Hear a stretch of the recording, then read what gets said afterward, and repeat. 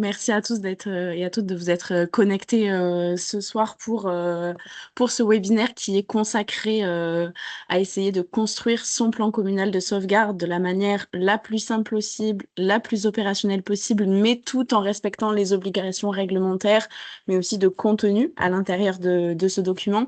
Donc l'idée aujourd'hui, c'est vraiment de balayer rapidement comment rendre son PCS efficace et surtout facile, simple, opérationnel à utiliser, que ce soit pour le maire et pour ses équipes. Volontairement également, comme c'est le deuxième webinaire de la série, tout ce qui est obligations réglementaires, statut juridique du maire, des élus, c'est des choses qui ont été abordées la semaine dernière. Alors c'est volontaire si je passe assez en surface là-dessus. Par contre, il y a des précisions, encore une fois, on pourra y revenir lors des questions. Hop. Ça ne marche pas. C'est bon. Donc rapidement, pour revenir sur ce plan communal de sauvegarde, dans les mandats des mairies, des collectivités, il y a 4 obligations qui sont relatives à la gestion de crise. La première, c'est de rédiger son PCS et son DICRIM. On va revenir dans les obligations juste après, et si on est concerné surtout. Donc le PCS, le plan communal de sauvegarde, et son annexe obligatoire, le DICRIM, le document d'information communal sur les risques majeurs, qui est consultable par la population et qui peuvent le demander. Attends, parce qu'apparemment, il n'y a pas de son. Ah,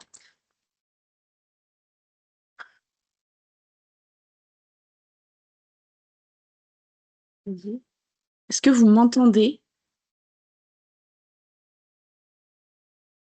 Ah, alors il y en a qui ont le son, il y en a qui n'ont pas le son. Peut-être vérifier dans les paramètres de vos ordinateurs, ceux qui ne nous entendent pas.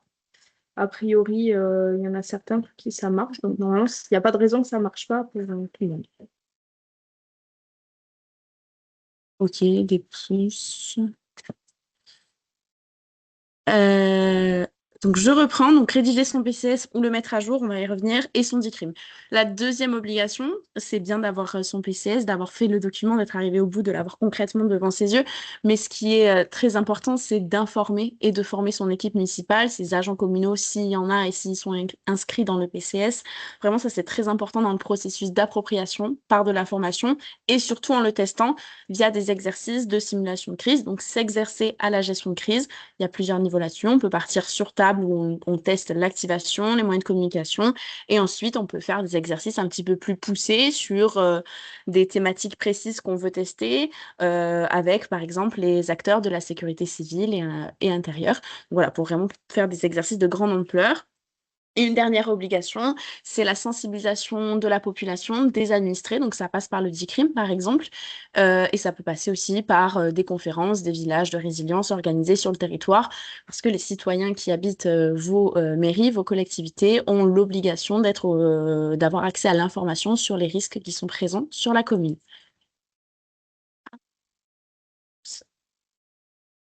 C'est bon, pardon. Donc, le plan communal de sauvegarde, qui est concerné? Les critères pour enfin, qui renforcent l'obligation d'un plan communal de sauvegarde ont été renforcés récemment. Donc, sont concernées les communes qui sont dans le champ d'un plan de prévention des risques naturels ou miniers prescrit ou approuvé, d'un PPI, donc d'un plan particulier d'intervention lié au risque industriel. Ça peut être aussi d'un TRI, donc ce sont des territoires à risque important d'inondation qui ont été identifiés par les plans nationaux de gestion des risques d'inondation. Sont inclus désormais les zones de sismicité de niveau 3, 4 ou 5 et les zones où le risque incendie, le risque de feu de végétation est classé fort et les zones où c'est particulièrement exposé.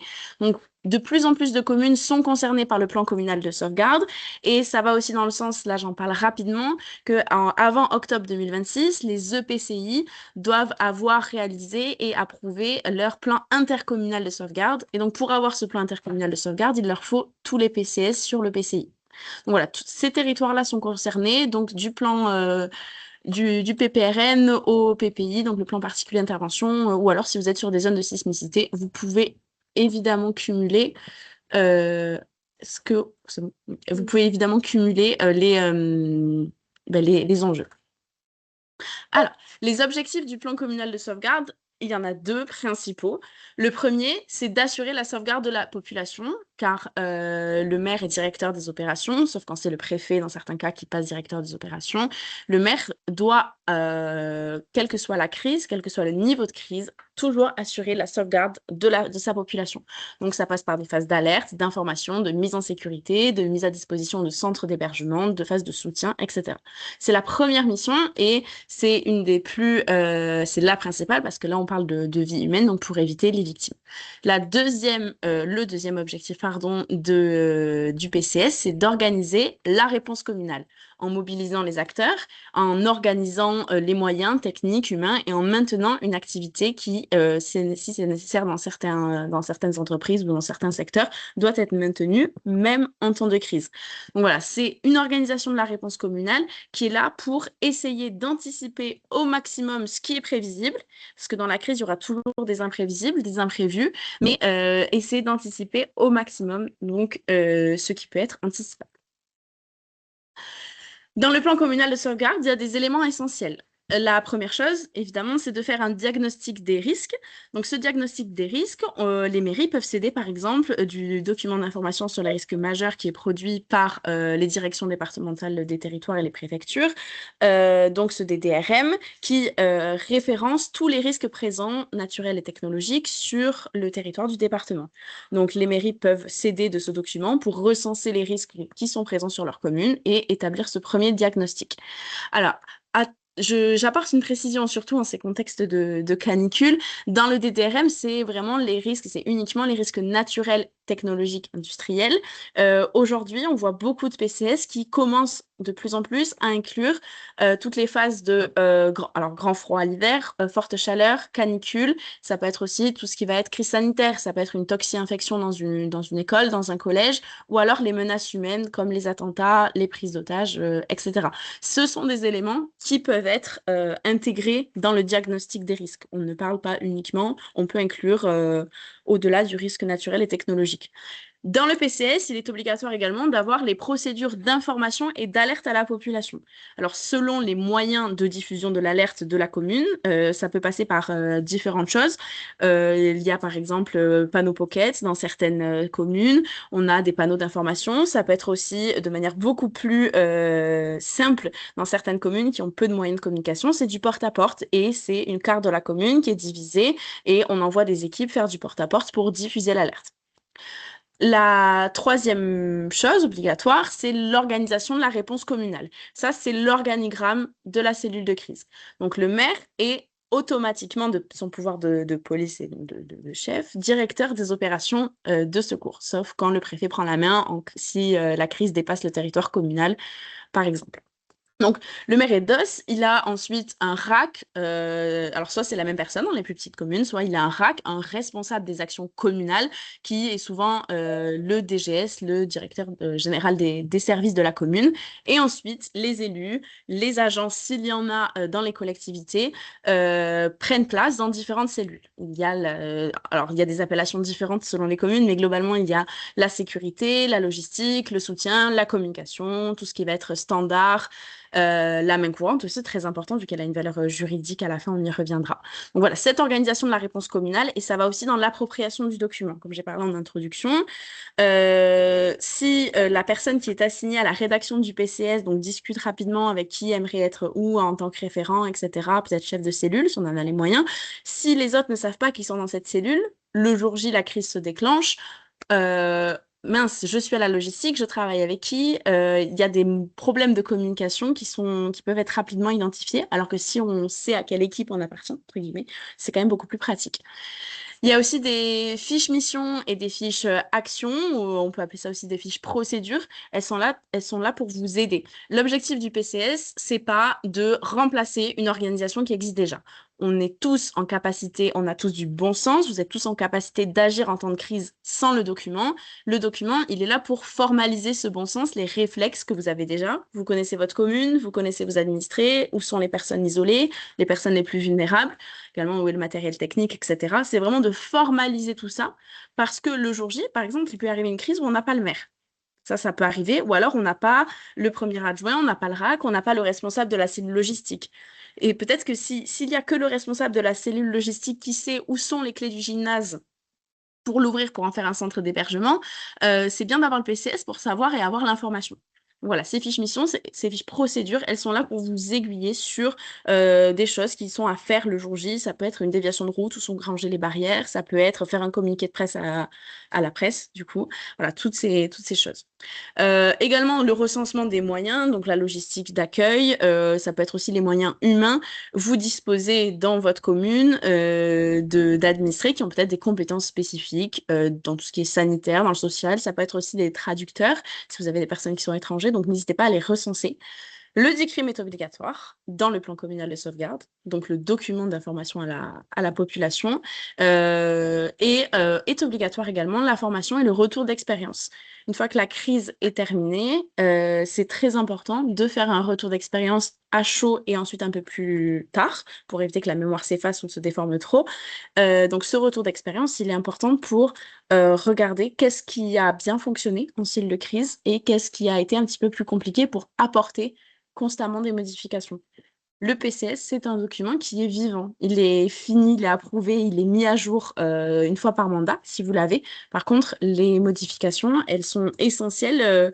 Ça peut être quand vous faites un exercice, par exemple. Il y a un exercice obligatoire par mandat, sauf si vous déclenchez réellement votre PCS. C'est aussi l'occasion de faire des retours d'expérience. Voilà, le PCS, il sert dans la phase avant, donc on anticipe la gestion de crise. Au moment, on décide grâce au PCS et on se relève en faisant des retours d'expérience. Et on peut aussi avoir des fiches dans le PCS sur tout ce qui est la reconstruction, le retour à la normale, sur la réhabilitation des biens et des personnes, par exemple. Concrètement, élaborer son plan communal de sauvegarde, ça se fait en plusieurs étapes, en 7 étapes exactement. La première, c'est décider de la conduite du projet. Donc, dans une commune, il peut y avoir une personne qui est référente au risque majeur, mais c'est pas du tout le cas dans toutes les communes. Donc, vous pouvez trouver une personne, soit que ça intéresse de rédiger ce plan. Je vous montrerai par la suite des outils pour vous aider, hein. Donc, on désigne une personne référente ou alors on fait appel, si vous faites appel à un bureau d'études ou à une association qui fait ce travail-là, évidemment que c'est eux qui se chargeront de la phase 2 à 7.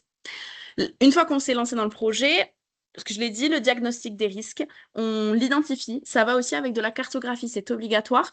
Il n'y a pas besoin d'avoir 50 cartes dans le PCS. Parfois, une carte peut suffire, par exemple sur le risque inondation avec le différent zonage, etc. La cartographie est importante et je vous conseille vivement, si vous en avez les moyens, de l'imprimer en A0, donc le plus grand format d'impression, et de la plastifier pour vous la mettre dans la salle de la cellule de crise, pardon, et pouvoir écrire dessus. Ça peut être, voilà, j'ai tant de pompiers déclenchés ici, des gendarmes, ici c'est évacué. Vraiment, c'est un outil, la carte, qui peut être très intéressant. En troisième temps, on définit l'alerte et l'information des populations. Quels moyens on va mettre en œuvre, quels sont les outils qu'on va utiliser pour alerter et informer. Ensuite, on recense les moyens humains et techniques logistiques. Les moyens humains, déjà, les moyens humains internes. Vous avez votre annuaire de gestion de crise interne, donc c'est toute la cellule municipale avec les élus, les agents techniques ou les salariés de la mairie, s'il y en a. Vous avez aussi, et à ne pas oublier quand vous faites la mise à jour, l'annuaire externe, tout ce qui va être les lignes d'astreinte de préfecture, du SIDPC, la gendarmerie, la police, les pompiers, la sécurité civile, tous les syndicats de bassin versant, Enedis par exemple, NJ, tout ça, il faut penser à vérifier que les numéros sont toujours valables, sinon vous allez avoir un problème le jour J. Si vous avez besoin, vous tombez sur un numéro sur le tableau, bon, ben, il ne fonctionne plus. Donc, il ne faut pas hésiter à repasser sur ces numéros-là. Il y a également donc, tout ce qui va être moyens matériels communaux. Donc, ça peut être des véhicules, peut être des tronçonneuses, des barrières, toutes sortes de choses, des lits, de la nourriture. Et aussi, n'hésitez pas à recenser si vous avez, par exemple, des entreprises sur votre territoire qui pourraient avoir des moyens techniques et logistiques qui pourraient vous aider le jour J et qui seraient prêts à vous les partager pour aider à la gestion de la crise. La cinquième phase, c'est de définir l'organisation communale. Une fois qu'on a vu quel risque était présent sur la commune, quels moyens j'ai, quelle personne j'ai, ok, on fait l'organigramme, on assigne qui, ou bon, le maire et le premier adjoint, le premier adjoint est souvent suppléant du maire si jamais il n'est pas là. Si vous avez un DGS, il sera souvent RAC. Après, dans les plus petites communes, on peut avoir beaucoup moins de cellules parce qu'on n'a pas l'effectif humain. Et le jour J, on n'a peut-être pas les 11 personnes du conseil municipal qui sont là, disponibles. Ça arrive rarement. Donc, il faut savoir s'organiser. Et c'est pour ça que le PCS doit être un document utile, simple, utilisable en situation réelle pour que bon, ben, la personne à la logistique n'est pas là. Bon, ben, on peut la remplacer rapidement et les fiches sont simples à utiliser. Donc, on définit cet organigramme-là. Donc, il y a un organigramme qui est défini dans le PCS, c'est l'organigramme idéal en gestion de crise. Le jour J, ce sera peut-être pas celui-là. Donc, n'hésitez pas à vous refaire un organigramme et à le mettre en cellule de crise pour identifier qui est posté à quelle situation, à quel poste. Donc, pour rétablir l'organigramme réel le jour J. La sixième phase, c'est d'en faire un outil opérationnel. Donc, c'est de se former, de le tester via un exercice de crise. Parce que jusqu'à la phase 5, c'est globalement du travail d'ordinateur derrière, voilà, derrière un écran. C'est pas très palpable. On imagine que la procédure peut se passer comme ça. Une fois qu'elle est mise à l'épreuve en exercice, ça peut révéler que soit c'est trop compliqué ou alors ça, c'est pas au bon endroit. Voilà, donc on n'hésite pas à le tester pour l'approuver. Et comment dire, voilà, ça vous permet de faire un retour d'expérience. Dans tous les cas, le plan communal de sauvegarde, il doit être signé par la préfecture de votre département. Ils peuvent vous faire des remarques, soit pour vous aider à l'améliorer aussi, ou s'il manque des choses. Et enfin, c'est le maintien opérationnel du document. Ça, c'est ce que je disais. Le PCS, c'est un document qui est voué à être vivant, voilà, qui est censé être amélioré le plus possible et relu, formé, s'exercer, c'est le plus important pour intégrer ces réflexes. Alors, pour réaliser ces 7 phases, si vous êtes dans votre commune, il y a des choses sur Internet qui existent et qui sont pas mal pratiques pour vous donner une idée de comment construire ce document, parce que j'ai parlé de plein de choses obligatoires. Vous avez premièrement les guides méthodologiques, donc du ministère de l'Intérieur. Tous ces documents, on vous fera dans le retour après le webinaire, il vous sera envoyé la rediffusion et un document écrit où vous aurez tous les liens pour accéder à ces documents-là sans problème. Donc, il y a les guides méthodologiques du ministère de l'Intérieur, voilà, un guide pratique d'élaboration et de suivi. Il en existe d'autres. J'ai cité celui-là en exemple qui est assez complet, mais voilà, c'est une première idée où là, vous avez, ça rappelle ce qui est obligatoire à l'intérieur du PCS et comment le réaliser au mieux. La deuxième chose, c'est de s'appuyer sur des retours d'expérience. Si vous avez des risques spécifiques identifiés sur votre commune, il y a peut-être déjà des retours d'expérience qui ont été faits. Alors, soit sur votre territoire, soit ailleurs. Mais même si c'est ailleurs et que vous n'avez pas forcément les mêmes enjeux, ils peuvent avoir eu des bonnes idées le jour J pour pallier par exemple, à une coupure de route s'il y a eu un éboulement, par exemple. Donc les retours d'expérience, c'est très important et ça sert si vous les piochez en externe, donc il y en a sur Internet, et aussi si vous les avez en interne pour les prochains, si l'équipe municipale est amenée à changer, c'est assez intéressant si elle doit mettre à jour son PCS, qu'elle peut-être elle ne refasse pas des erreurs que vous ayez fait, vous ayez corrigé. Donc la traçabilité des retours d'expérience, cet archivage, il est très important aussi pour vos futurs élus. Et enfin, il y a des trames qui sont toutes faites. Il y a des trames du ministère de l'Intérieur. Je sais qu'il y a des trames de certaines préfectures ont établi des trames qui sont pré-remplies. Ces trames, elles ont des avantages et des inconvénients. Elles sont très complètes. Ça, pour le coup, c'est des documents qui font 140 pages. On ne peut pas vous reprocher de ne pas avoir anticipé certaines choses, de ne pas être rentré dans le détail, dans le diagnostic des risques, etc. Ça, c'est très bien. Alors, vous pouvez faire le choix de sortir certains éléments parce que vous n'êtes pas concerné, tout simplement.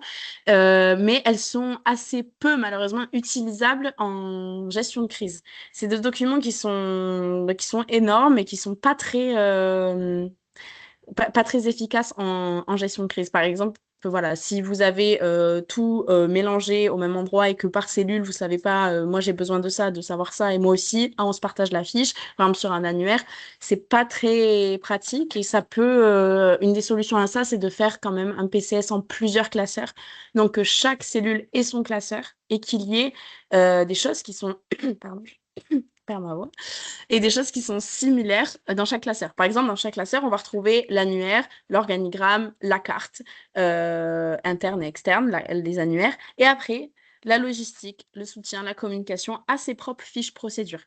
Comme ça, chacun arrive en crise, prend son classeur, le DOS, le RAC ont son classeur également, et ça permet d'éviter de tous travailler sur le même document. C'est vraiment des choses très pratiques, mais de se retrouver tous un petit peu comme ça, à travailler sur le même document. Voilà, il existe ces outils qui sont plus ou moins intéressants en fonction de la taille de votre commune, ce que vous recherchez aussi. Mais ça peut, j'insiste quand même sur les retours d'expérience qui sont très utiles pour donner de nouvelles idées pour votre commune. Alors, également, vous n'êtes pas seul dans cette rédaction, coordination des acteurs. Il y a la préfecture qui est quand même une autorité qui a en charge deux choses vis-à-vis du PCS. Un, la coordination des secours du département. Si par exemple, je l'ai dit tout à l'heure, mais le maire n'est plus en capacité d'être directeur des opérations et c'est le préfet qui passe directeur des opérations, il doit assurer les secours sur votre commune, même si, j'insiste, le maire reste responsable de la sauvegarde de la population, même si c'est le préfet qui est directeur des opérations. Et surtout, la préfecture, elle est en charge d'assurer la cohérence entre les différents plans, notamment avec le plan Orsec, la réponse de la gestion de crise au niveau du département. Donc ça, c'est leur mission vis-à-vis de la gestion de crise. Et alors, vous le voyez sur le schéma, la mairie doit transmettre tout PCS, donc si c'est le premier, ou mise à jour du PCS à la préfecture pour qu'il soit réapprouvé. En contrepartie, d'un autre sens, la préfecture peut demander un exercice à la mairie ou imposer un exercice via une participation qui inclurait par exemple un exercice intercommunal. Elle peut imposer cette participation-là. Et elle peut aussi vous demander de faire un exercice si elle voit que ça fait un mois que vous n'en avez pas fait ou que vous manquez à vos obligations d'en faire un par an. Voilà, il y a cet échange-là. Selon les départements, vous avez d'autres acteurs qui peuvent vous aider. Je sais qu'il y a des départements où les SDIS s'intègrent beaucoup dans la réponse au soutien à la sécurité des populations et ils participent à la rédaction, à trouver des procédures ou des solutions, par exemple d'hébergement, etc., d'évacuation pour certaines communes. Ça peut être aussi des associations de sécurité civile qui peuvent vous aider.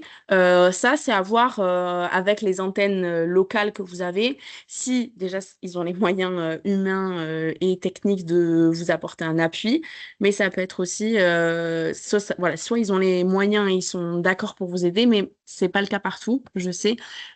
C'est très propre à chaque département. En tout cas, la préfecture est censée avoir ce rôle et doit avoir ce rôle, donc surtout le service, le SIDPC, donc les services interministériels de défense et de protection civile, doivent valider vos PCS. Ils peuvent aussi je l'ai dit, mais vous préconiser des choses s'ils voient qu'il manque certaines parties dans votre PCS où il y a des gros manquements. Donc voilà, il y a ces acteurs-là qui peuvent vous aider si vous décidez de le faire en interne dans votre commune. Donc voilà, ça peut être aussi dans certains cas le PCI ou donc la Comcom par exemple, qui vous apporte un soutien parce qu'elle est en train de construire son PIX. Du coup, elle décide d'uniformiser, ça c'est encore autre chose, d'uniformiser la trame de tous les PCS de sa collectivité. Ça, c'est un point que je fais rapidement sur le PIX, mais c'est déjà très difficile pour une collectivité, pour un EPCI, pardon, d'avoir tous les PCS à jour sur sa commune ou existants sur son territoire.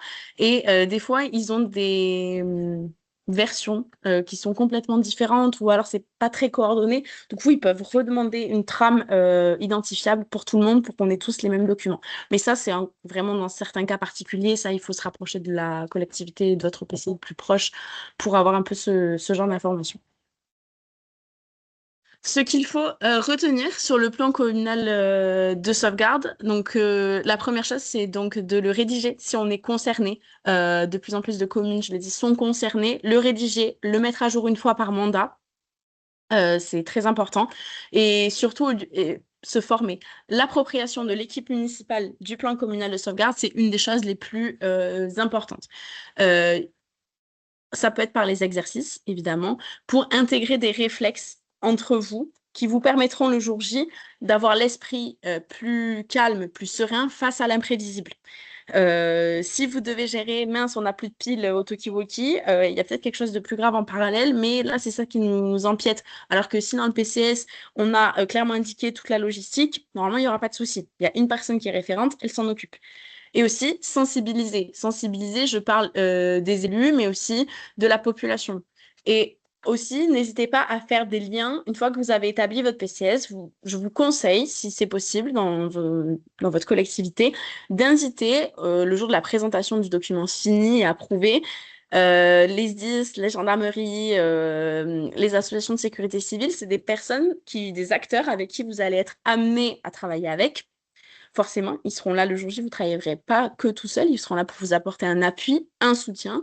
Donc n'hésitez pas, la crise, c'est aussi des liens humains, c'est se connaître. Je ne dis pas de se connaître par cœur, mais se connaître, connaître comment on travaille, que voilà, les autres forces de sécurité aient déjà une idée de comment vous avez construit ce PCS et de commencer à faire du lien pour une fois que malheureusement la catastrophe arrive, on soit le plus près possible. Voilà, c'est intégrer le PCS, c'est formaliser des choses qui existent déjà, parce qu'on ne vous reprochera jamais d'avoir du bon sens en temps de crise, et vous êtes tous en capacité de gérer une crise, mais c'est ce bon sens, le formaliser pour intégrer tout ce qui est prévisible, ce que vous savez faire depuis des années pour certains, pour être prêt à l'inattendu le jour J. C'en est terminé pour moi. Est-ce que vous avez des questions? Alors, on va réactiver la possibilité de mettre le micro et les caméras. On a déjà 2 questions dans le chat. Alors, la première question, c'est de Isée Martin qui nous demande, doit-on écrire dans le retour d'expérience uniquement les opérations de secours qui sont liées à la mairie ou peut-on également consigner les initiatives d'entraide entre les habitants? Par exemple, un tel a débrayé la route, un tel a secouru telle personne, etc. Alors, ouais, c'est une très bonne question. Je suis partisane moi, du fait d'intégrer alors évidemment dans le retour d'expérience, en priorité, obligatoirement ce qui a été fait par la mairie et par les pompiers, par exemple, ou la gendarmerie, et les initiatives d'entraide entre les habitants, vous pouvez évidemment les consigner. J'en ai pas parlé, mais dans les fiches procédures qu'on peut retrouver, notamment dans la cellule soutien, ça peut être tout ce qui est gestion des actions de solidarité, des actions de bénévolat. Parce que dans ce cas-là, c'est une très belle initiative, enfin, c'est des initiatives, pardon, de solidarité qui se mettent en place rapidement, mais ça peut vite aussi tourner au drame sur des gens qui prennent des initiatives pensant aider. Et pensant vous aider parce qu'ils voient que vous êtes un peu limité en moyens, mais qui ne se déclarent pas à la mairie, à la cellule et qui partent un peu tout seuls et parfois prennent des risques. Donc, n'hésitez pas, dans les retours d'expérience, à le consigner et surtout à prévoir dans votre PCS une ligne, enfin une fiche, pardon, de procédure. Si on a des gens qui veulent aider, super, parfait. Par contre, on a une fiche gestion du bénévolat et donc la gestion du bénévolat, on a une personne à la cellule soutien qui va s'occuper de les recenser, de voir en fonction des besoins, si on a plus besoin d'eux au centre d'hébergement ou à la logistique pour tronçonner, pour déblayer et pour les répartir et qu'on sache vraiment que le maire sache où ils sont. Et voilà, donc c'est super intéressant oui, de les intégrer, la population. Est-ce que j'ai répondu à votre question, Madame Martin?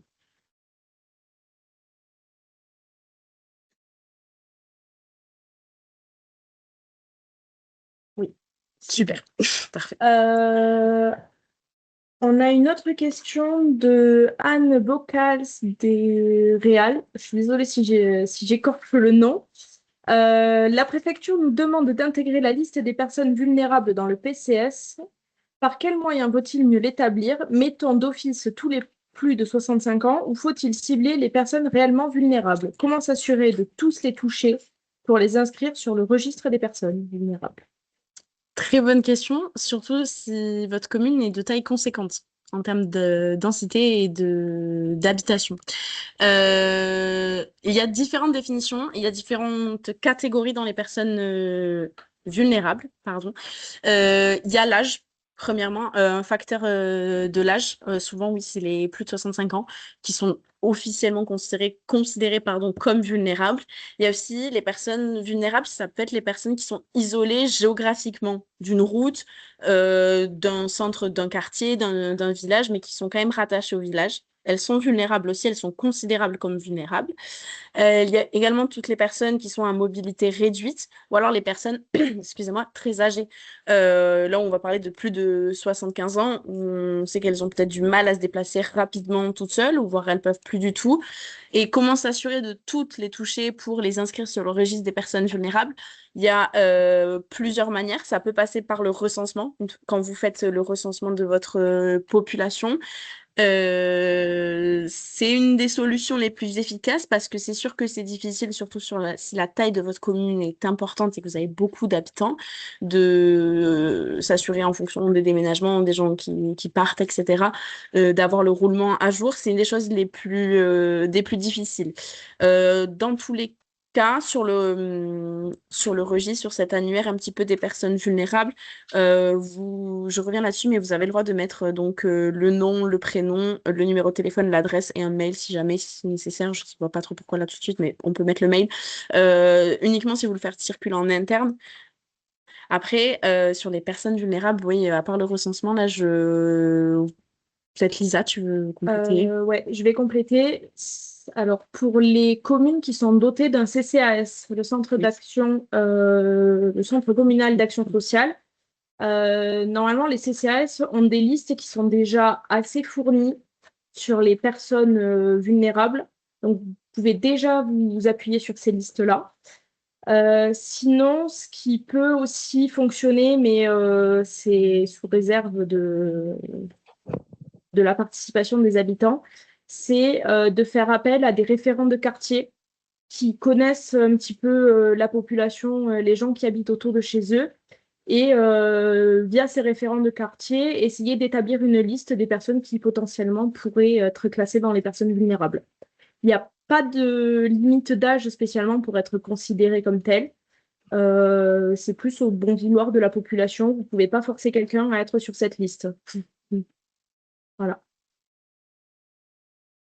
Euh, Madame Chaudron qui lève la main. oui, nous avons Madame Chaudron qui lève la main. Je vous invite à ouvrir votre micro pour poser votre question si vous le souhaitez. Oui, bonjour, Mairie de Villeneuve-Tolosane. J'ai deux questions.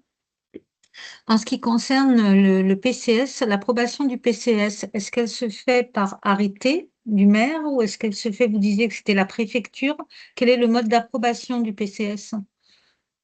Est-ce que je réponds à cette question et on enchaîne sur la suivante ou vous voulez poser les Oui, deux comme oui, vous oui, voulez. oui, Ok, allez-y. je réponds à celle-là alors en premier. Donc oui, alors la première version est envoyée à la préfecture et une fois que la préfecture a validé en interne votre document comme quoi il n'y a pas de manquant, elle se fait sur arrêté du maire, l'approbation D'accord, du ok. PCS. Voilà. Donc déjà, il faut que ça soit validé par la préfecture. Oui, en fait, Ok, ça passe par la préfecture si jamais il y a des gros manquants ou s'il y a des grosses incohérences. Généralement, ça revient comme tel. Pas de panique. mais il faut que ça passe systématiquement par la Oui, préfecture. oui, D'accord. par contre, oui. Ça fait une- Et après, une fois que c'est renvoyé, validé par écrit par la préfecture, le maire prend son arrêté préfectoire. Prend son arrêté D'accord, municipal, ok. pardon, excusez-moi. Ok.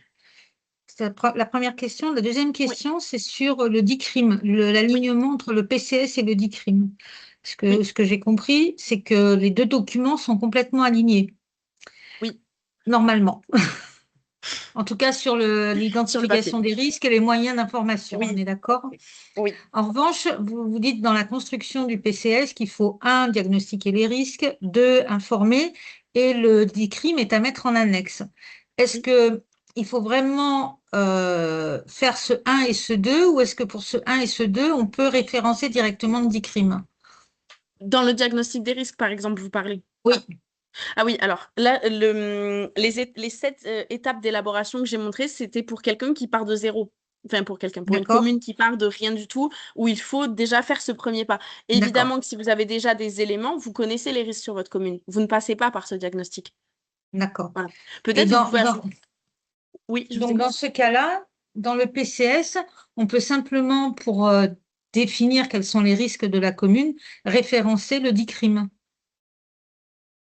Ah non, non.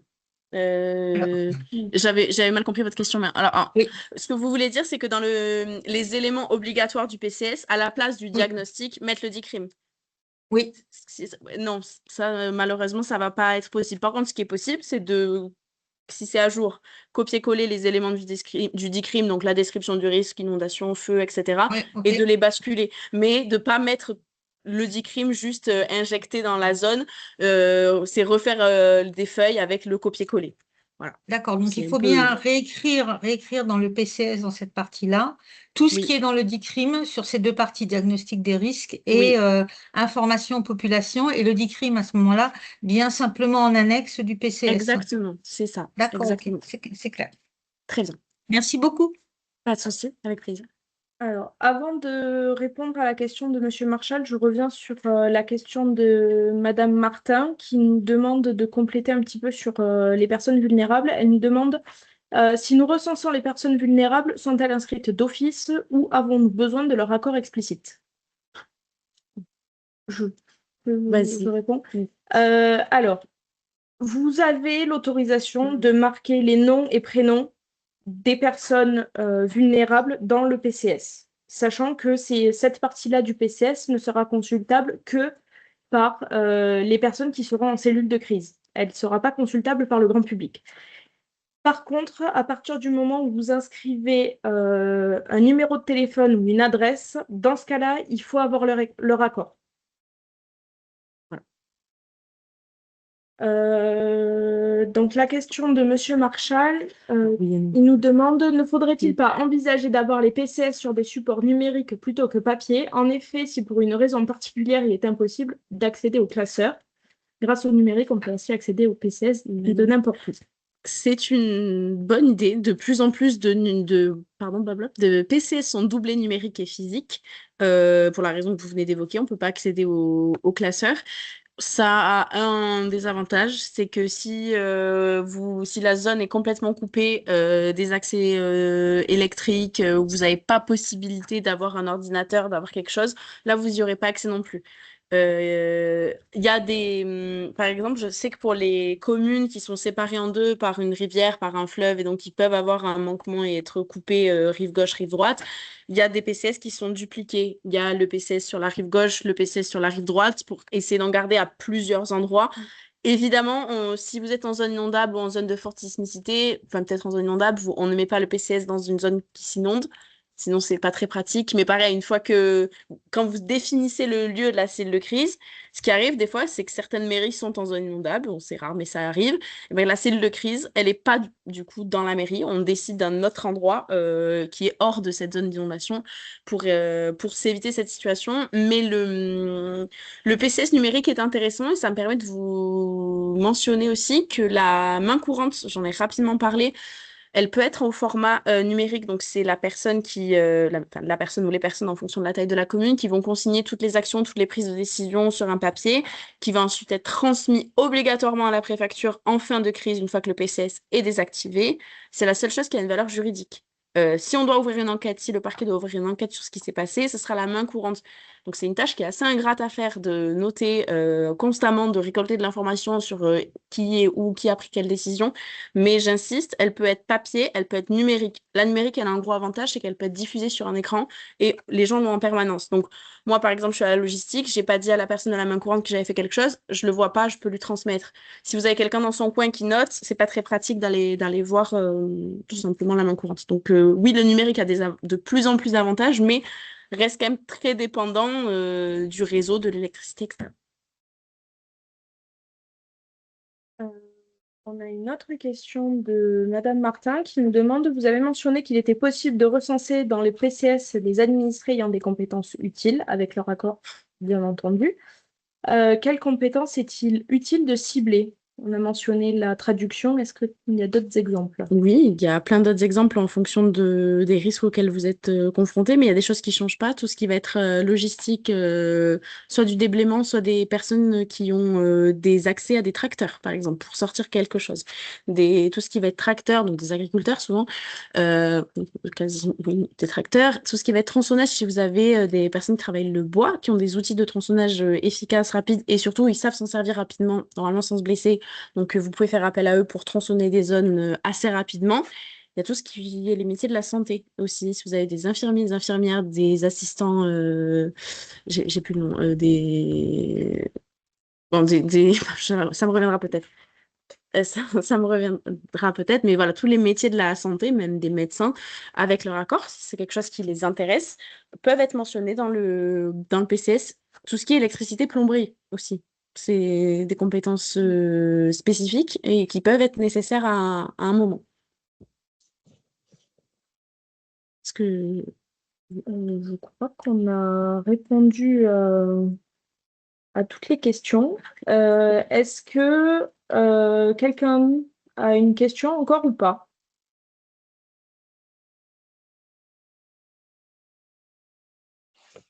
Alors, Monsieur Ortiz nous demande concernant les risques NATEC, quelles spécificités devraient être ajoutées pour la préparation de la population? Alors, peut-être déjà revenir sur ce que c'est un risque NATEC. oui, C'était pas connu de tous.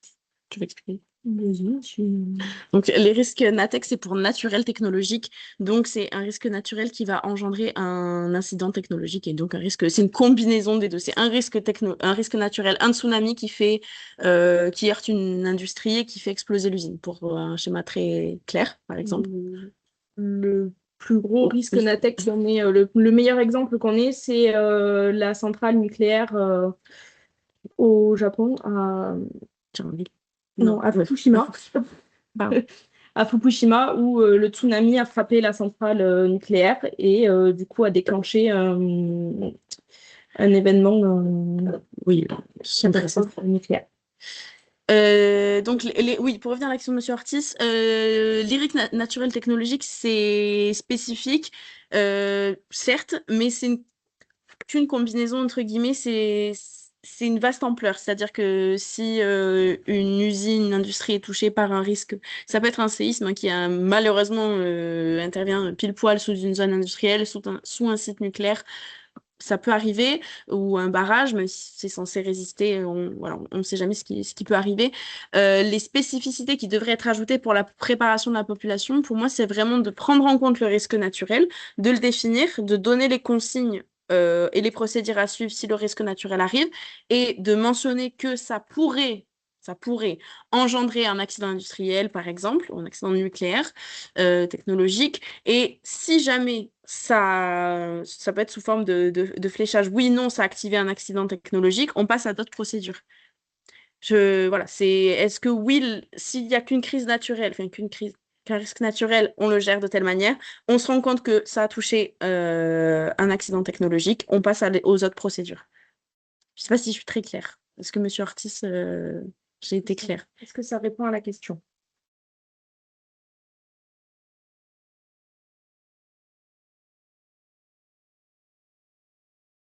On n'a pas de réponse.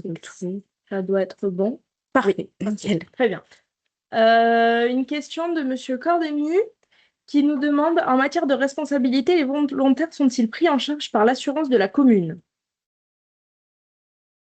Oui. Tu veux que je réponde? Oui, j'avais la réponse, pardon, mais je crois que tu voulais lire l'autre question, mais non.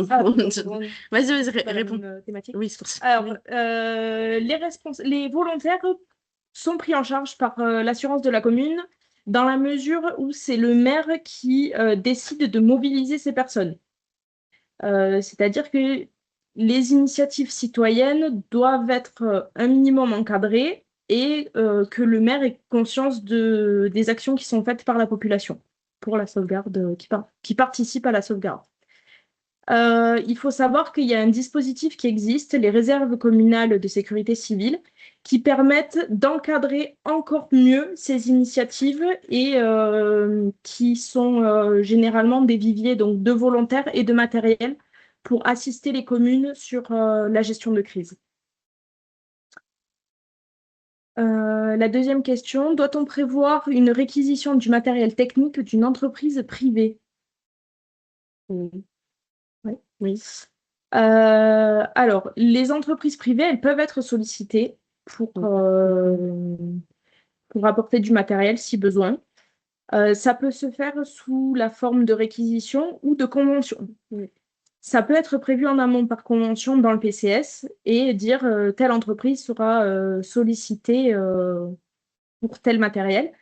Ou alors, ça peut être fait par réquisition. Et dans ce cas-là, c'est le maire qui prend un arrêté municipal. Donc, il peut réquisitionner par contre que du matériel d'une entreprise privée qui se situe sur sa commune. Si ça ne se situe pas sur sa commune, il peut faire la demande au niveau de la préfecture.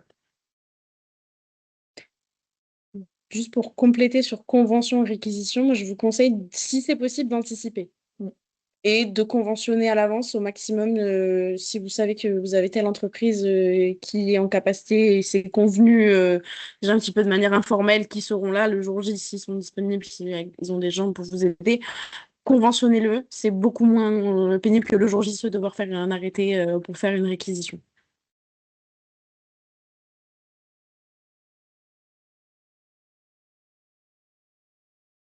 Est-ce qu'on a d'autres questions dans le chat ou alors vous pouvez Alors, aussi ouvrir vos micros. Normalement, la fonction est activée. Si jamais.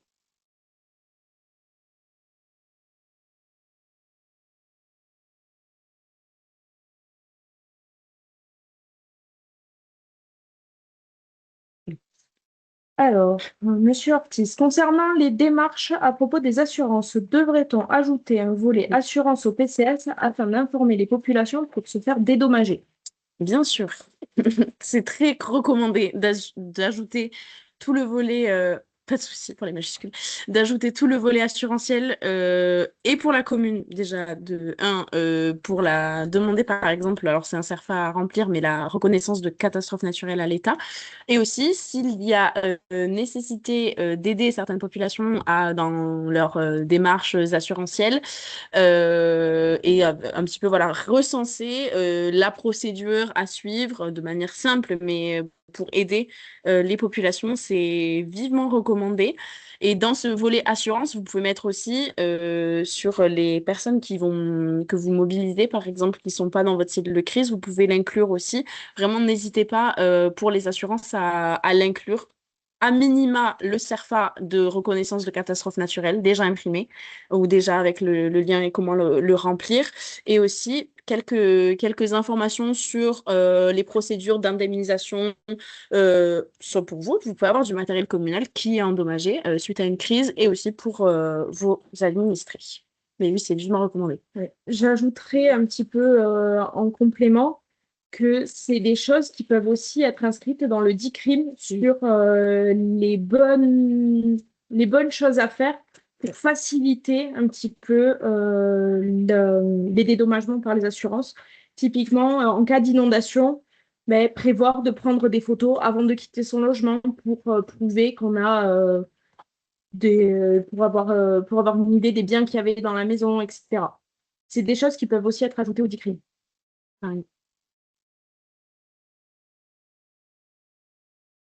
Est-ce qu'on a d'autres questions?